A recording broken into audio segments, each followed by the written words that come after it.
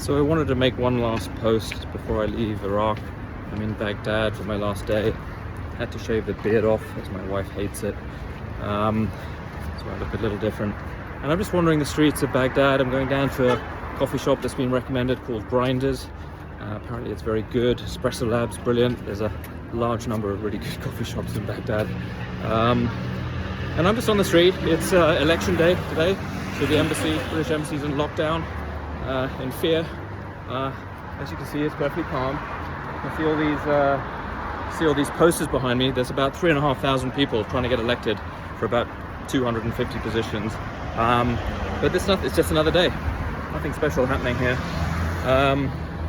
The Foreign and Commonwealth Office advice is not to travel to parts of Iraq, including Basra, and only travel if absolutely necessary to the rest of Iraq, including Kurdistan.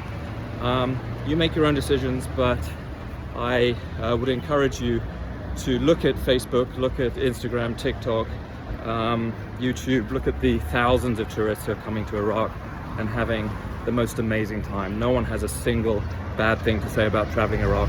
It's so easy. You can do it with a guide, you can do it independently, you can walk, you can bicycle. I met 4 Czech Republic travelers who rented a car for 7 days. It's really very easy, and the people are wonderful, incredibly hospitable. Nobody will ever die of thirst or hunger in Iraq. Everybody invites you for a meal, gives you tea, gives you water. You don't have to speak Arabic, they don't have to speak English, but the friendliness, the warmth is just amazing. They're also really chill. Like, I'm just wandering around random streets and there's no sort of, oh, foreigner, staring at you. People just say hello to each other and they'll say hello to me just like anyone else. It's just like Istanbul. If you've been there, it's really, really nice. In terms of the war cemeteries, oh, by the way, insurance, the FCO will also say you can't get insurance. You can.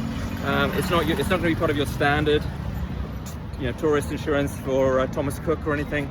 But there are plenty of brokers out there that will give you insurance for Iraq. Mine cost 25 quid for a month with 500,000 in repatriation and medical expenses, which is pretty good, better than most tourist coverage. So there really is no impediment. Travel here is easy from London. Go to Istanbul, Turkish Airlines, Iraqi Airlines as well. It's super easy. So if you're intrigued, if you want to travel somewhere new and different, I encourage you to come to Iraq. DM me if you want some advice. Happy to help anyone. In terms of the Commonwealth war graves here, I visited every single one now.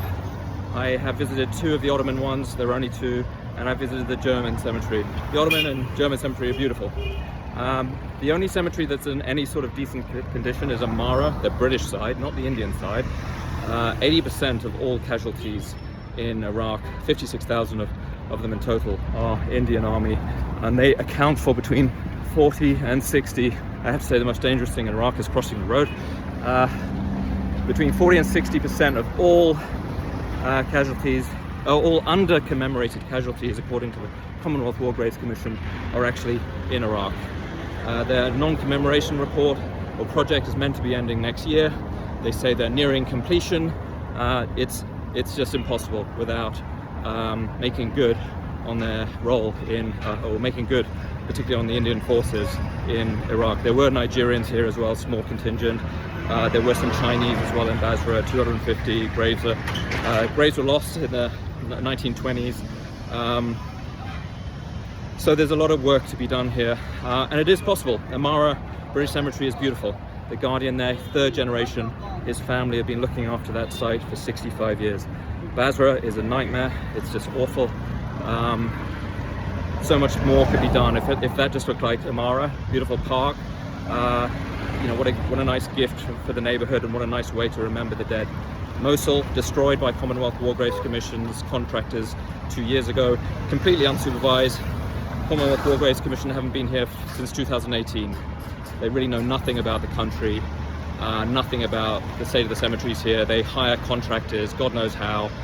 They pay them money and they don't manage the work, and you end up with the unnecessary destruction like at Mosul, Basra, and elsewhere.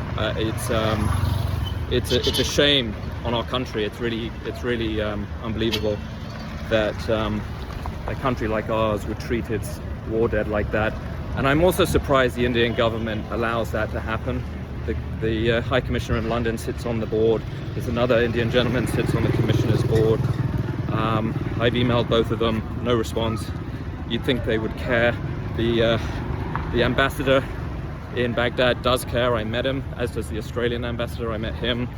I did not get a response from the British embassy on a request for a meeting. They also gave me no help whatsoever when requested for Habbaniya, for example, which is in a military army base.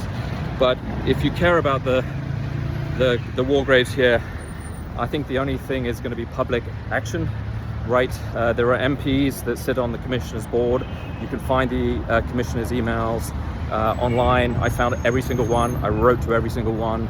I wrote to all the Commissioners. I wrote to the King. I wrote to Princess Anne. I wrote to everybody on the non-commemoration advisory panel. And I'm going to continue to do that and update them. I now know more about the Commonwealth War Graves in Iraq than the combined British Embassy and Commonwealth War Graves Commission. Spent more time visiting them and seen more of them. There are people who care.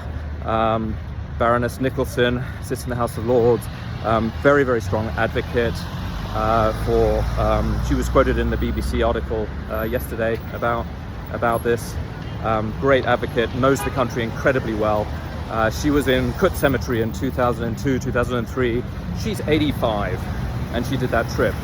But the Commonwealth War Graves Commission, lots of ex-military people, apparently too timid to actually make the journey themselves.